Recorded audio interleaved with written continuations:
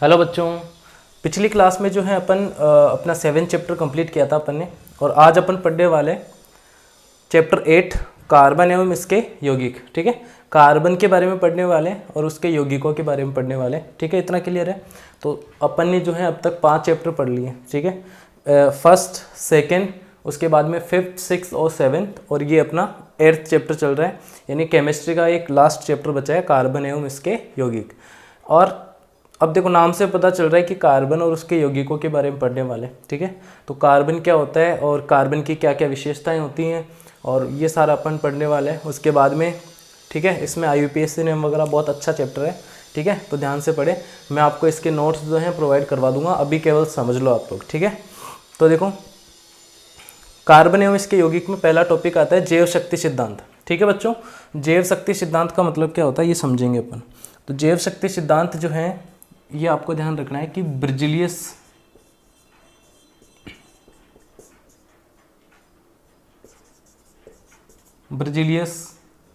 ने 1815 में,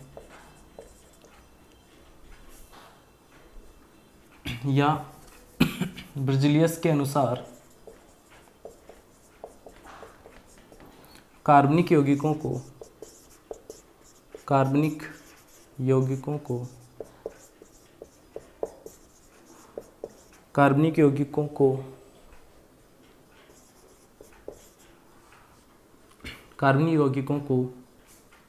जीवधारी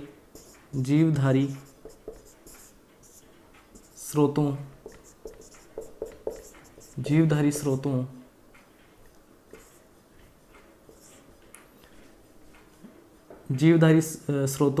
अथवा प्रकृति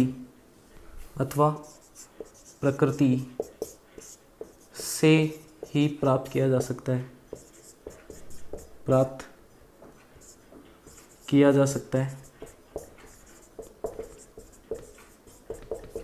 इन्हें प्रयोगशाला में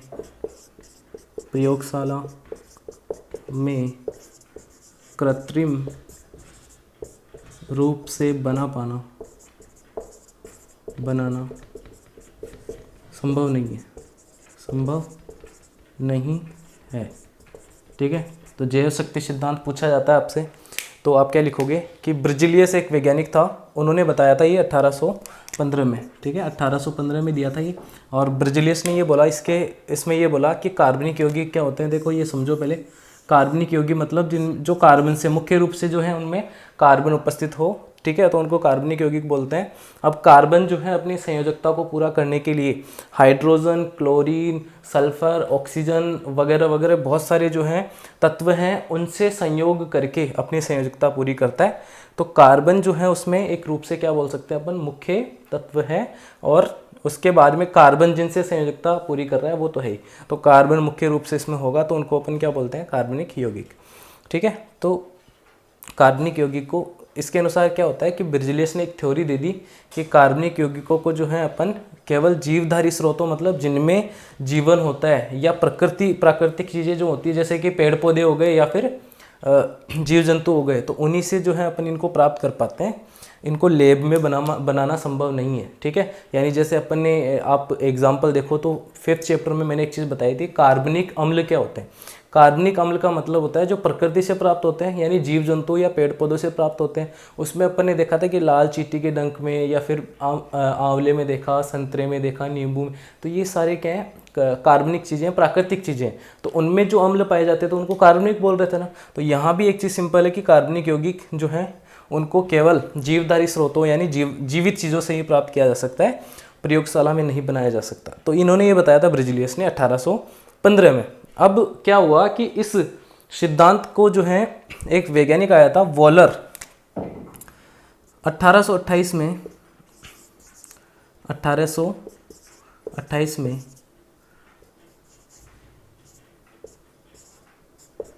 वॉलर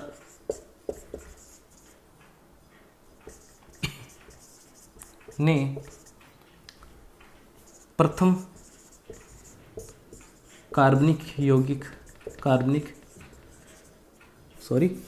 1828 में वॉलर ने अकार्बनिक यौगिकों से अकार्बनिक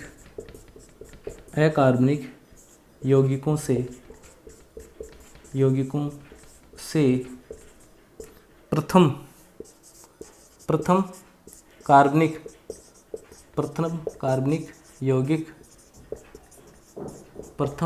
यौगिक बनाया।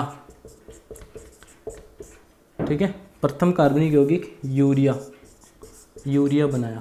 तो यूरिया जो है इसका फॉर्मूला आपको पता है।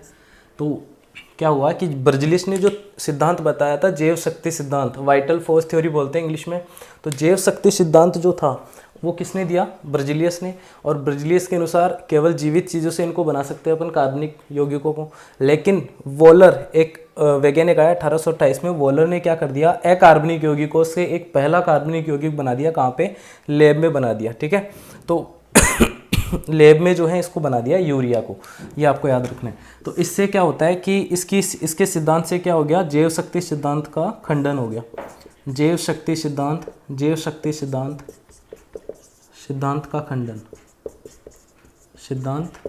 का खंडन हो गया, मतलब ये अब लागू नहीं रहा। ठीक है, तो इस तरीके से आपको याद रखना है। ये कुछ चीज़ें हैं जो आपको याद रखनी है। ठीक है भाई, अब क्या करना है आपको? इसके बाद में एक रिएक्शन लिखनी है कि किस तरीके से उन्होंने, वॉलर ने जो है यूरिया बनाया था। यूरिया किस तरीके से बनाया वो आपको याद रखना है। बच्चों नोट्स में आपको दे दूंगा। ठीक है, नोट्स में आपको प्रोवाइड करवा दूंगा। ठीक है, आप केवल याद करो, आप केवल यहाँ से जो है कुछ सीखो चीज़ें। ठीक है बच्चों, अब देखो जैव शक्ति सिद्धांत पढ़ लिया। वॉलर ने जो है अमोनियम, एक तो पहला अकार्बनिक का मतलब अकार्बनिक यौगिक जो कार्बन एक तरीके से उनमें उपस्थित नहीं होता है। तो देखो NH4 का होल ट्वाइस SO4। ठीक है, और उसके बाद में 2KCNO। इसको तो अपन बोलते हैं अमोनियम सल्फेट। ये हो गया पोटेशियम साइनेट। ठीक है, इन दोनों से अब आप लोग बोलोगे सर इसमें कार्बन है बेटा, यहाँ पे पोटेशियम, ये एक तरीके से क्या होगा? अकार्बनिक यौगिक है। इससे जो यौगिक बनेगा वो होगा ammonium cyanate NH4CNO plus potassium sulphate. ठीक है, अमोनियम साइनेट। तो अमोनियम साइनेट बनाया। अब फिर उन्होंने क्या किया? इसको गर्म किया था। फिर वो NH4CNO बना, यानी पोटेशियम साइनेट बना, उसको उन्होंने और गर्म किया। गर्म के लिए अपन कौन सा चिन्ह लगाते हैं? त्रिभुज का, इस तरीके से। तो गर्म किया उन्होंने, तो क्या देखा कि NH2CO NH2 ये यौगिक प्राप्त हुआ उनको। ठीक है, यानी इसको अमोनियम साइनेट को गर्म किया तो क्या बन गया? पहले तो इन दोनों से क्या बना लिया? अमोनियम साइनेट बना लिया, और अमोनियम साइनेट को फिर और गर्म किया तो क्या बन गया बच्चों? यूरिया। आपको पता है ये फॉर्मूला आपने बहुत अच्छी तरीके से पढ़ा हुआ है। तो यूरिया पहला एक क्या था? पहला कार्बनिक यौगिक था जो लैब में बनाया गया था। ठीक है, किसके द्वारा? वॉलर के द्वारा। उन्होंने जो है जैव शक्ति सिद्धांत का खंडन कर दिया। यह आपको पता होना चाहिए, बस इतना क्लियर रखो माइंड में। ठीक है, ये चीज़ें आपके जो है माइंड में क्लियर होनी चाहिए। ओके अब देखो नेक्स्ट आपको जो है टॉपिक याद रखना है इसमें कि कार्बन की कुछ विशेषताएं हैं, तो वो आपको याद रखनी है। कार्बन की विशेषताएं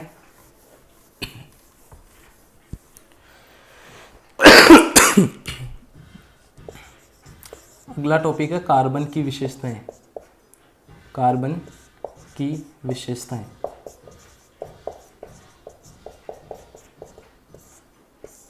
कार्बन की विशेषताएं पढ़ रहे हैं अपन। ठीक है, तो कार्बन की विशेषताएं क्या है, क्या क्या होती हैं? देखो कार्बन आपको पता है, पहला पॉइंटों में लिखोगे इसको, तो कार्बन का आपको पता है थोड़ा बहुत। कार्बन क्या होता है? ये आवर्त सारणी में या इसका परमाणु क्रमांक कितना होता है बच्चों? परमाणु क्रमांक ये कितना होता है बच्चों? 6 होता है। ठीक है, परमाणु क्रमांक कितना होता है? 6 होता है। इसके बाद में याद रखोगे इसमें कि इसका इसका इलेक्ट्रॉनिक विन्यास जो होता है, या इसे C प्रतीक द्वारा प्रदर्शित करते हैं, ठीक है, प्रदर्शित करते हैं। फिर इसमें आप पॉइंट याद रखोगे कि इसका विन्यास, इसका इलेक्ट्रॉनिक विन्यास, इसका इलेक्ट्रॉनिक विन्यास होता है 1s2 2s2 2p2। अब आप ये sp जो है spdf का एक इलेक्ट्रॉनिक विन्यास का एक कॉन्सेप्ट होता है, वो कभी जो है क्लास होगी तो ये आपको मैं बताऊंगा। अभी आप इतना याद रख लेना कि 1s2 2s2, ये स्क्वायर मत बोलना, इसको क्या बोलोगे 1s2 2s2 2p2, इस तरीके से बोलोगे, ठीक है। तो ये आपको याद रखना है, इसका इलेक्ट्रॉनिक विन्यास, ठीक है। और इसके बाद में लिखोगे आप इसमें कि ये अपनी संयोजकता